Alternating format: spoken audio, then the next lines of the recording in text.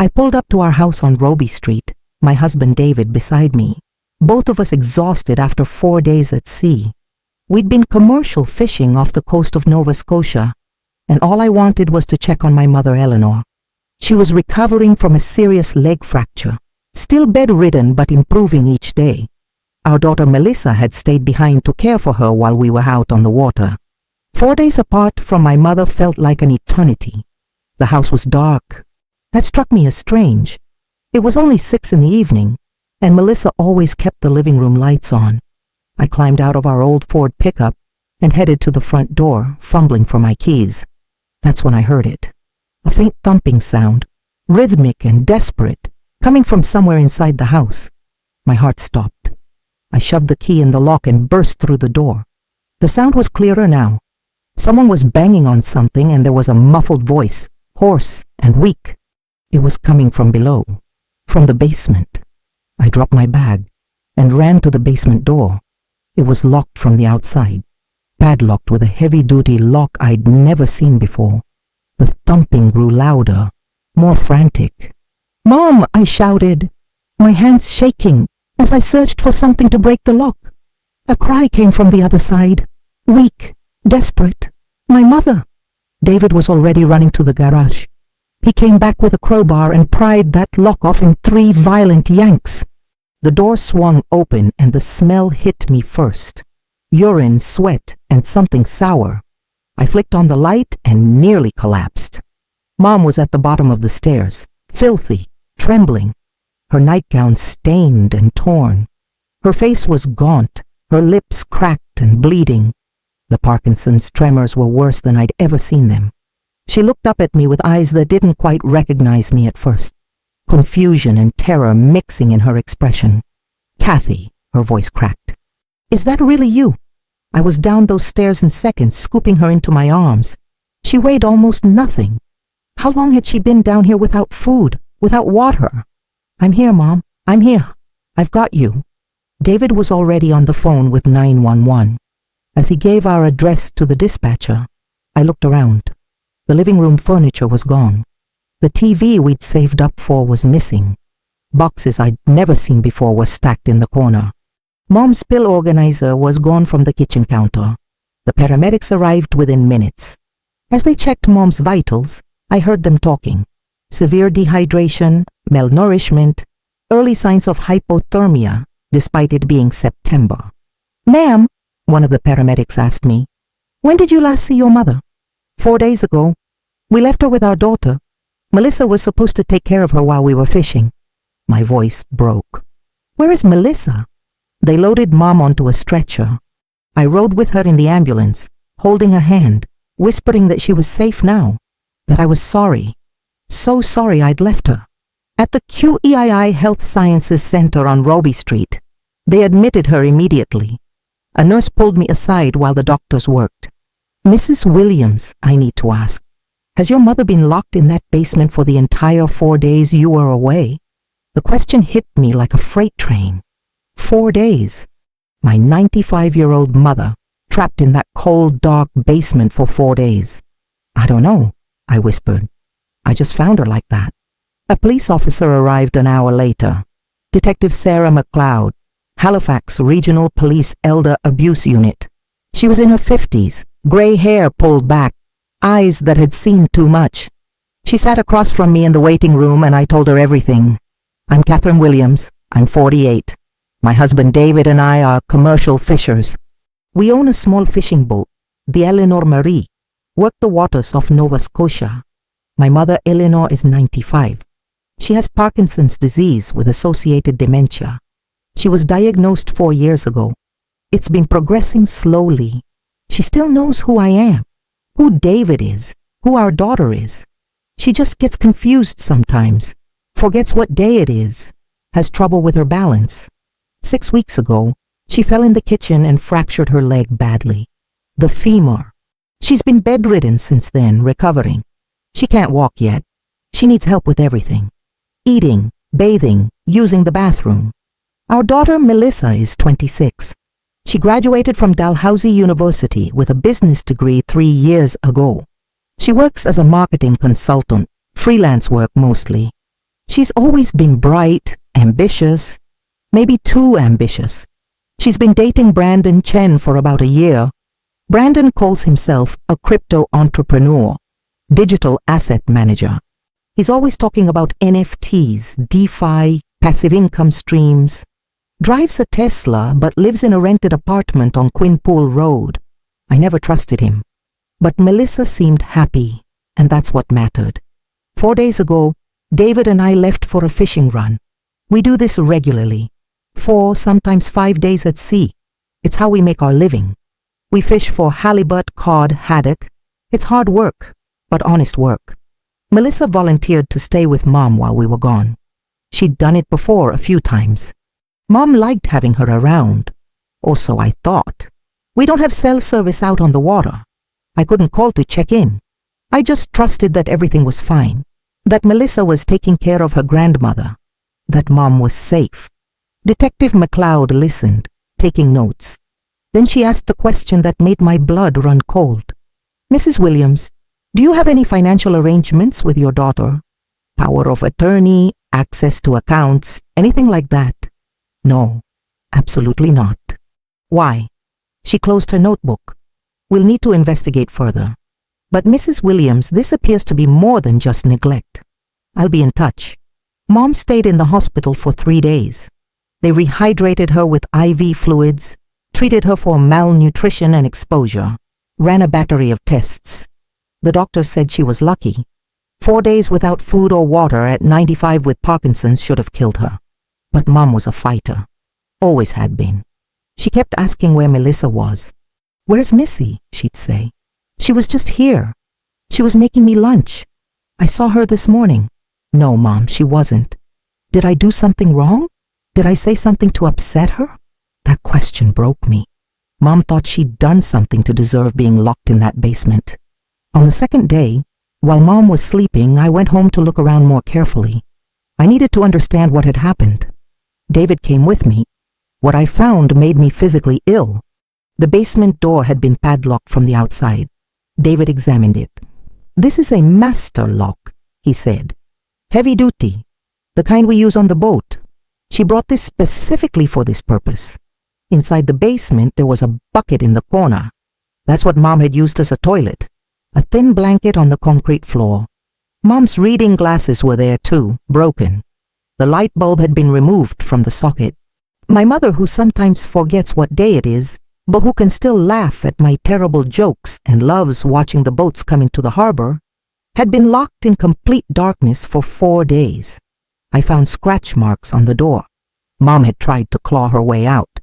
Upstairs, the extent of the theft became clear. The TV was gone. A 42-inch Samsung we'd bought on sale last year. The microwave was gone. Mom's jewelry box was empty. Her wedding ring, her pearl necklace, everything. Even the silverware my grandmother had left her was missing. But Melissa's tablet was still on the kitchen table. Password conveniently saved. I'm not proud of what I did next, but I opened it. What I found was methodical, calculated, evil. First, I found the POA documents. Power of attorney papers with Mom's signature. It was shaky, barely legible, but recognizable. The date was 1 week before David and I left for our fishing run. The notary was Quick Docs Notary Services on Portland Street in Dartmouth. I'd never heard of them. Then I found the bank statements. Mom's account at Scotiabank on Spring Garden Road. Her balance had been $48,320. Money she'd carefully saved from Dad's pension after he died, from her own old age security, from years of careful living. Money she'd set aside for her final years, for the care she'd eventually need. The balance now was zero, withdrawn in full 5 days ago.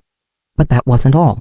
There was a HELOC document, home equity line of credit against our house that David and I had bought 23 years ago, our house that we'd finally paid off 12 years ago after decades of hard work on the water. The HELOC was for $85,000, and Mom's POA had been used to sign for it, without our knowledge, without our consent. I felt sick. I opened the next file. It was labeled Horizon Investment Opportunity Presentation. I clicked on it. It was a PDF, professional looking. Glossy photos of Dubai skyscrapers. Charts showing projected returns. 40% annual returns on cryptocurrency arbitrage trading. Our Dubai-based trading floor uses advanced AI algorithms to capitalize on price differences across global exchanges. It was Brandon's company, Horizon Digital Assets Incorporated, registered in Nova Scotia 8 months ago. I Googled it. The first result was a CBC News article from 3 weeks earlier. Nova Scotia investors lose hundreds of thousands in alleged cryptocurrency scam. 22 victims had come forward. Total losses exceeded $680,000. The alleged mastermind was Brandon Chen, 32, of Halifax. So that's what they'd done. They'd stolen Mom's life savings and our home equity, $133,320, to feed Brandon's Ponzi scheme. But then I found the text messages, and that's when I understood the full horror. The messages were between Melissa and Brandon. They went back 2 weeks. Brandon wrote, "Did you get the POA signed?" Melissa replied, "Yes." Took her to the notary during one of her confused episodes. Told her it was paperwork for Mom and Dad. The notary barely looked at it. $50, and he stamped it. Brandon wrote, "Perfect. How much is accessible?" Melissa wrote, "Grandma's account has $48,000. The house is paid off so we can get a HELOC for at least $85,000. That's $133,000 total." Brandon wrote, "We need it all. The Dubai thing is falling apart. Early investors are asking questions. We need fresh capital or the whole thing collapses." Melissa wrote, "What about Grandma? And here's where my blood ran cold." Brandon wrote, "What about her? Your parents will be at sea for 4 days. No cell service. She won't survive that long without her meds and food. By the time they get back and find her, we'll be long gone. No one will be able to prove anything." Melissa wrote, "Are you sure?" Brandon wrote, "She's 95 with Parkinson's and dementia. 4 days without food, water, or medication. It'll look like she got confused and locked herself down there, or like she fell. Accidents happen with old people all the time. I read that exchange 3 times. They hadn't just stolen from us. They'd planned for my mother to die." I called Detective McLeod immediately. My hands were shaking so hard I could barely dial.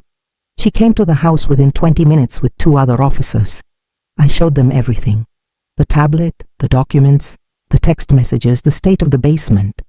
McLeod's face was stone as she read through it all. When she finished, she looked at me. "Mrs. Williams, this is elder abuse, financial exploitation, unlawful confinement, and attempted murder. We'll need your mother's testimony when she's able, but there's more than enough here for charges. Where's your daughter now?" I gave her Melissa's address. A condo building on South Park Street near the Commons. Nice building. Way nicer than anything David and I could afford. I wondered now if Brandon's scam had been paying for it. Officers were dispatched immediately. McLeod stayed with us, going through every file on that tablet, photographing everything. An hour later, her radio crackled. The officers had arrived at Melissa's condo. They weren't there. But what the officers found would lead to even more charges. The apartment was nearly empty. Furniture was gone. Closets cleaned out. But in the trash, and this is where they got sloppy, officers found printouts, bank statements showing the transfers, boarding passes for a flight to Dubai, and an email from Marina Residences Dubai about a 6-month rental agreement starting September 15th. They were planning to run. Take our money, Mom's money, and disappear to a country with no extradition treaty for financial crimes. McLeod called me that evening. "Mrs. Williams, we've issued Canada-wide warrants for Melissa Williams and Brandon Chen. Their photos will be distributed to all law enforcement, border services, and airports. We'll find them." The manhunt made the news that night. Daughter and boyfriend wanted in elder abuse case. Halifax woman, 95, found locked in basement. By morning, their faces were everywhere. CBC, CTV, Global News. My phone started ringing. Neighbors, people from the wharf, old friends I hadn't talked to in years. Everyone wanted to know if it was true. I ignored them all. My focus was Mom. She was released from the hospital on day 4, still weak but stable. Physically, she was recovering, but mentally she was shattered. She kept asking about Melissa. Is Missy coming for dinner tonight? I made her favorite cookies. No, Mom, not tonight. Did I forget her birthday? Is she angry with me? No, Mom, you didn't forget anything. Then why won't she visit? Did I do something wrong? How do you explain to someone with Parkinson's and dementia that their granddaughter tried to kill them for money? That the person they loved and trusted had locked them in darkness and left them to die? I couldn't. So I just held her hand and said Melissa was away for work. On day 6, my phone rang. Detective McLeod. Mrs. Williams, we've got them. They're in custody. Where? Halifax Stanfield International Airport. They tried to board an Air Canada flight to Toronto at 6 this morning, connecting to Emirates' flight to Dubai. Border services flagged them the moment their passports were scanned. I felt nothing. No relief, no satisfaction. Just a hollow emptiness where my daughter used to be. The charges came down like a hammer. 2 counts of elder abuse, 2 counts of financial exploitation of a vulnerable person, 2 counts of unlawful confinement, 2 counts of fraud over $5,000, 1 count of forgery related to the POA documents, and 1 count of attempted murder. Brandon faced additional charges related to his investment fund, operating an unlicensed investment scheme, 22 counts of fraud, total alleged fraud, $680,000. The Crown attorney assigned to the case was James Robertson. He'd been prosecuting financial crimes for 15 years. He met with me and David a week after the arrest in his office at the Nova Scotia Public Prosecution Service on Spring Garden Road. Mr. and Mrs. Williams, this is one of the most egregious elder abuse cases I've prosecuted in my career. The premeditation, the exploitation of Eleanor's condition, the calculated confinement, the evidence of intent to kill. We're pushing for maximum sentences. Melissa faces 12 to 15 years. Brandon faces 15 to 20 with the additional fraud charges. What about the money? I asked. His expression softened. That's the difficult part. Brandon's fund is insolvent. The money is gone. Some was spent on his lifestyle. Some went to early investors to keep the Ponzi scheme running. Some may be in offshore accounts we can't access. We'll pursue restitution orders, asset seizures, everything we can. But I need you to be realistic. You'll likely recover 10 to 15% at best. The $133,000 was gone. 23 years of savings. Mom's entire nest egg. Our home equity that we'd worked decades to build. All of it vanished into Brandon's crypto scam. There was one more question I had to ask. Did she know? Did Melissa know what Brandon was doing was fraud? Robertson pulled out a thick evidence file. Based on emails, texts, and witness statements we've recovered, yes. She knew. She actively participated. She recruited at least 6 investors herself, including 2 of her former classmates from Dalhousie. She helped Brandon create fake account statements showing non-existent returns. She wrote testimonials pretending to be satisfied investors. She wasn't a victim of his scheme, Mrs. Williams. She was a co-conspirator. My daughter, my little girl, who used to help me gut fish on the boat when she was 12, who'd cried when her goldfish died, who I'd been so proud of when she graduated from university. She was a criminal. The bail hearing was held at the Nova Scotia Provincial Court on Spring Garden Road. David and I sat in the back row. Melissa's lawyer, some guy in an expensive suit, argued for release pending trial. His client had no prior criminal record. She had ties to the community. She wasn't a flight risk. The Crown attorney stood up. Your Honor, the defendants had one-way tickets to Dubai, a country with no extradition treaty for these offenses. They'd emptied their apartment and sold their furniture. They drained the victims' accounts and were at the airport attempting to flee when arrested. They are the very definition of flight risk. Additionally, the victim, Eleanor Williams, is still recovering in her daughter's home. The defendants pose an ongoing danger. The judge didn't hesitate. Bail denied. Remanded to custody at the Central Nova Scotia Correctional Facility in Dartmouth. I watched Melissa in her orange jumpsuit as the guards led her away. She looked back at me. Her face was red, tears streaming. She mouthed something. "Mom, please, help me." I stood up and walked out. David followed. I couldn't look at her. Not after what she'd done. 3 weeks later, Brandon's lawyer approached the Crown with a deal. Robertson called me to explain. Brandon wants to plead guilty to all charges in exchange for a reduced sentence. He's offering to testify against Melissa. He's claiming she was the mastermind, that she planned everything. Is it true? I asked. Robertson opened another file. Based on the digital evidence, partially. Brandon initiated the Ponzi scheme, but Melissa appears to have initiated the plan to steal from Eleanor. We found search history on her laptop going back 3 months. How to get power of attorney for elderly parent. How long can someone survive without food? Elder abuse laws, Nova Scotia. Countries with no extradition, Canada. She researched this thoroughly.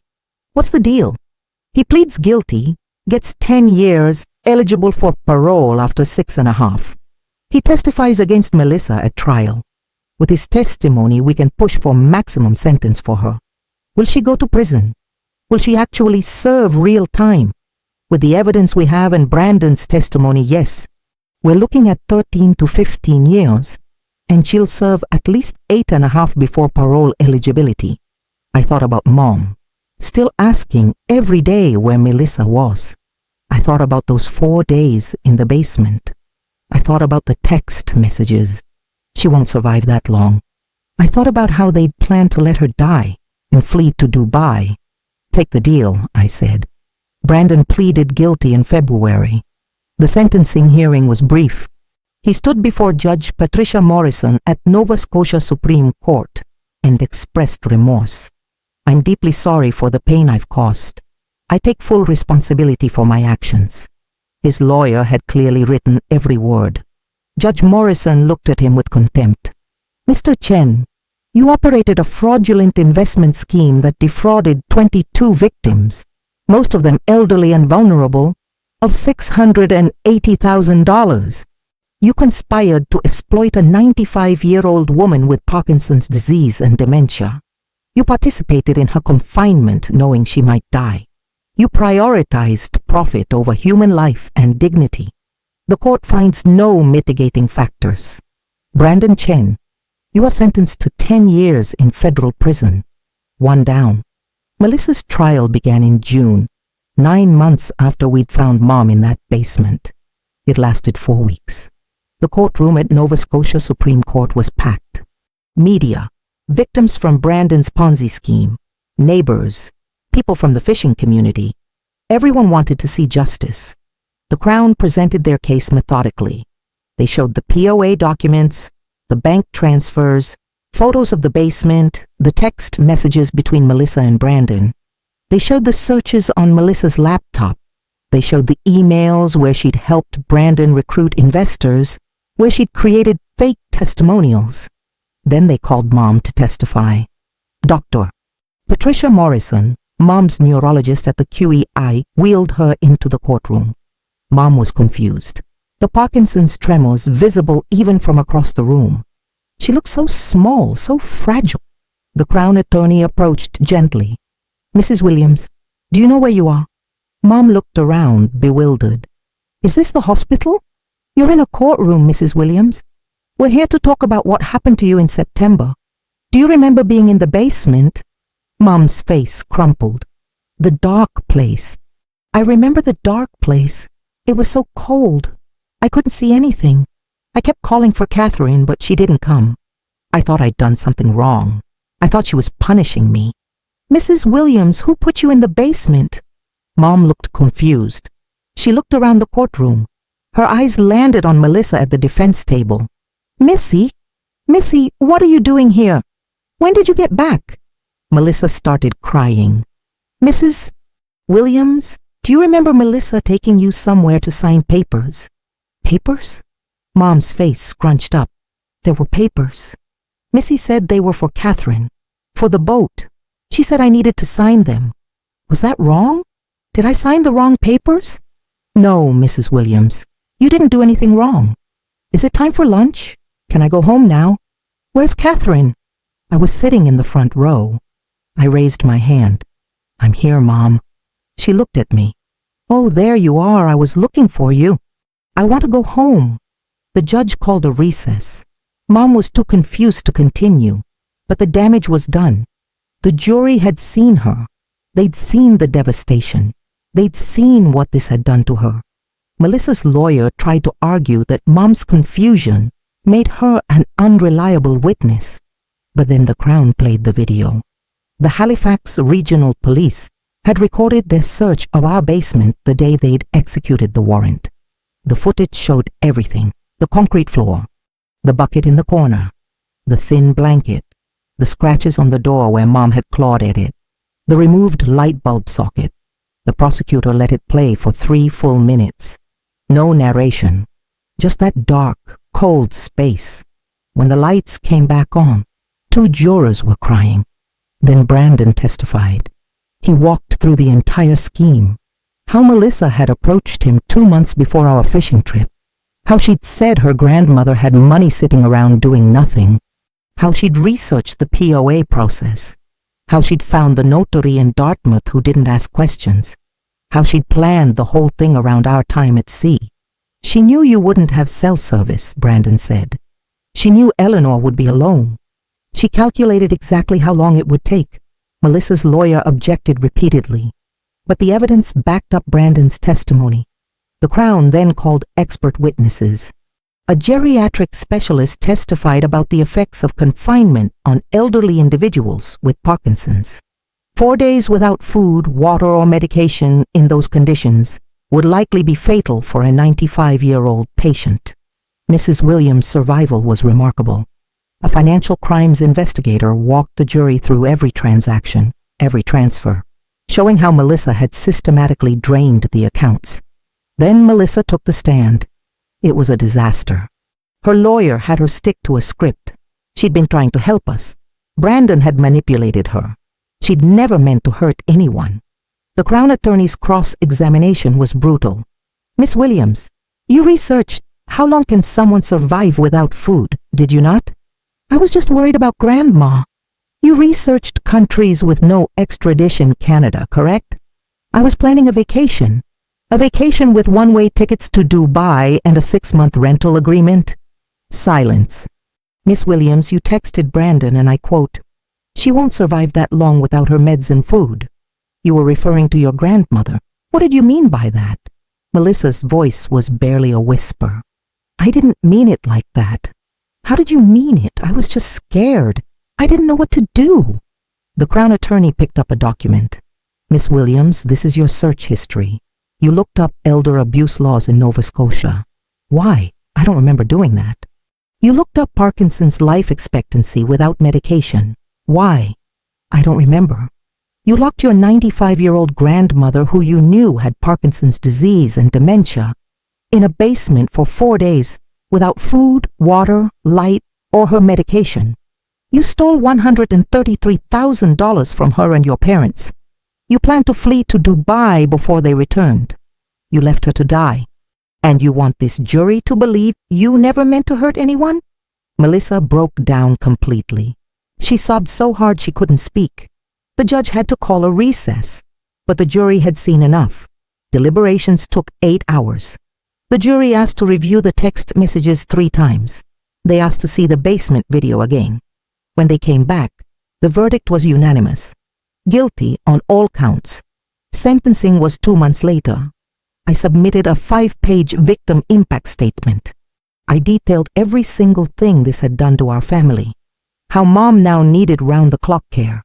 How her Parkinson's had accelerated dramatically since the trauma. How David and I were working double shifts on the boat to pay the mortgage we now had. How we'd lost our sense of safety, our trust, our family. Mom tried to write one too, but she couldn't. Her hands shook too much from the Parkinson's. Her mind was too confused. Dr. Morrison submitted a letter instead. The trauma of the confinement has significantly accelerated Mrs. Williams's cognitive and physical decline. Her prognosis has worsened considerably. The psychological impact has been catastrophic. Judge Morrison read everything. She read the victim statements. She read the psychiatric evaluations. She read Brandon's testimony. She read the text messages. Then she looked at Melissa. Miss Williams, you are an educated woman. You hold a university degree in business. You understood exactly what you were doing. You researched the legal system. You researched your grandmother's medical condition. You knew she was vulnerable, and you exploited that vulnerability without conscience. You didn't just steal money. You stole dignity. You stole trust. You very nearly stole a life. This court has reviewed all the evidence, all the mitigating and aggravating factors, and finds that the aggravating factors far outweigh any possible mitigation. You betrayed every bond of family, every standard of human decency.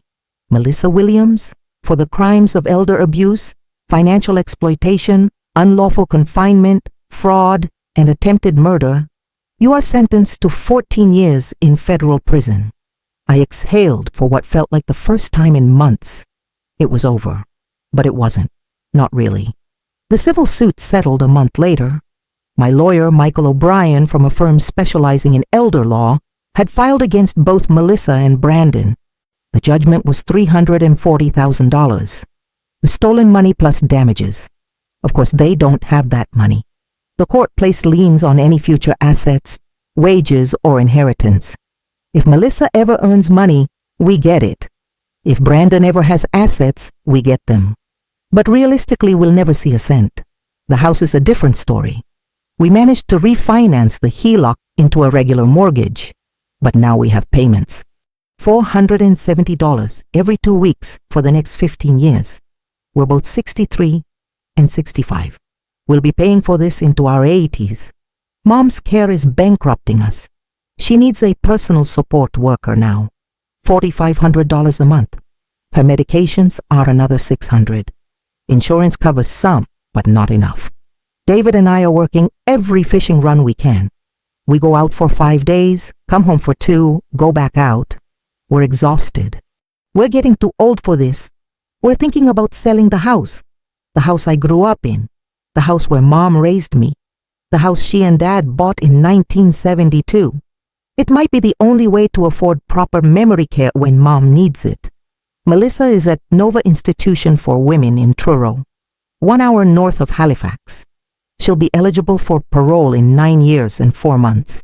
Brandon is at Dorchester Penitentiary in New Brunswick. He's eligible in 6.5 years. I haven't visited. I won't visit. As far as I'm concerned, I don't have a daughter anymore. People ask me sometimes if 14 years is too harsh, if I regret pursuing the charges so aggressively, if I should have tried to work it out as a family, if I think there might have been another way. Here's what I tell them. Melissa locked her 95-year-old grandmother in a basement for 4 days. She stole everything Mom had saved for her final years. She researched how long it would take for Mom to die without food or medication. She planned to flee to Dubai and leave Mom's body for us to find. She did all of this knowingly, calculatedly, methodically. She researched it. She planned it. She executed it. 14 years isn't too harsh. It's mercy. Mom doesn't understand where Melissa is. She asks sometimes, "Is Missy coming for dinner?" I made her favorite cookies. I tell her Melissa moved away for work, that she's very busy. It's easier than trying to explain that her granddaughter tried to kill her. Mom wouldn't understand anyway. And even if she did, she'd forget within an hour. Last month something happened that broke me. I was helping Mom get ready for bed. She looked at me, really looked at me and said, "Who are you? Where's Catherine? I want my daughter." "I'm right here, Mom. I'm Catherine." She looked confused. No. Catherine is young. She has long black hair. She helps on the boat. You're someone else. Where is she? "I want Catherine." It lasted half an hour before she recognized me again. But it's happening more often now. The Parkinson's is winning. The dementia is getting worse. Dr. Morrison says we're looking at maybe 12 to 18 months. I think about that a lot. How Melissa didn't just steal our money, she stole our time. The time Mom and I had left before the disease takes her completely. Those 4 days in the basement accelerated everything. The trauma, the fear, the stress. It pushed her decline into overdrive. We should have spent those 4 days together. I should have been home when we got back from fishing, making Mom her tea, helping her with her exercises, watching her favorite shows. Instead, she spent them alone in the dark, terrified, in pain, thinking I'd abandoned her. That's what I can't forgive. The money, awful as it is, can theoretically be replaced. The house can be sold if we have to. But those 4 days, and all the days after that were stolen by trauma and fear, those are gone forever. Every moment of clarity Mom loses now. Every time she forgets who I am, every time the tremors get worse, I think about how Melissa accelerated this. How those 4 days in the basement stole months, maybe years from the end of Mom's life. So no, I don't regret the 14 years. I'd pursue those charges again in a heartbeat. Justice isn't about revenge. It's about accountability. It's about saying loudly and clearly that some things are unforgivable, that betraying your family's trust, especially the trust of the most vulnerable among us, comes with real consequences, consequences that last. My daughter learned that the hard way. I hope everyone watching this story learns it the easy way. Your family's trust is sacred. It's built over years, decades, lifetimes. It's given freely and should be guarded fiercely. Break it, especially when it involves the people who can't defend themselves, and don't be surprised when the consequences break you in return. As for me, David and Mom, we're still here, still fighting, still getting up at 4 in the morning to head out to sea, still coming home to help Mom eat her dinner, brush her teeth, get ready for bed, still holding her hand when she's confused and scared, still telling her she's safe, that we're not going anywhere. It's not the life we planned. It's not the retirement we'd worked toward, but it's more than Melissa wanted for us. She wanted us to come home to a body, to grief, to an inheritance she could claim. Instead, we came home in time. We saved Mom. We brought her home. And we made sure Melissa answered for what she did. That's the only justice that matters. We're still here. Mom's still here. And Melissa's not. For the next 14 years, she gets to think about what she did, what she destroyed, what she lost. And maybe, just maybe, that's enough.